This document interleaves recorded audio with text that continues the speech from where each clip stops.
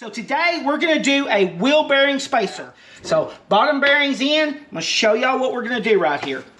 All right, I'm going to take, and I'm on that inside race of that bearing right there, and I'm going to drop down. All right, I got 3 inches, 381 thousandths. So I'm going to write that down. We're going to see what this top bearing right here is. So the race on the top bearing is 654.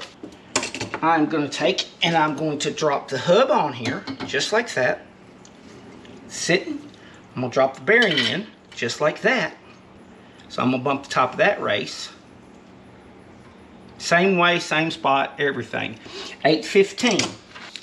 Total 3.381, and I've got 815 at the top, and then the actual bearing itself is 654. So I just add those up. All right, so now I'm just going to take, so those two together, I added them up. I'm going to subtract that from the total distance, because what I'm doing is I'm coming up with just how much does my spacer need to be. That's all I'm doing here. So we'll do a little simple math right here. So I've got a bearing spacer that I need to build that is 1.912 inches tall. If that was the exact distance that I had spaced between those bearings, then I could completely tighten down and torque down on the nut, and this would not squeeze any further. It would just be sitting there just like it is right now.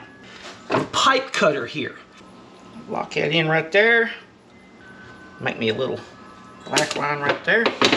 Okay, so we know we're gonna have to either add more spacers or take spacers away or something along those lines, but we can get really close. Oh, here she goes. There it went. All right, so the next thing I'm gonna do is I am going to put that washer on there permanently on one end of it. So let's drop our bottom bearing on. Let's see. Yep. That was plenty. Oh, that's perfect. I love it. I love it. Now, that should be short to what we needed, because what we needed was 1758 and 154, 1912 total. 1912 total. And that is 1842. And I have got 12,000 shims right here. So down in there. Yep. Now it's in there. And then I got my shims and I took and wiped them all down. And all right, I'm gonna take this up to about 40. Just grab my old beam bar here. That's about 45. That's plenty. You know, then everybody's like, okay, you do the spin test, and that's that.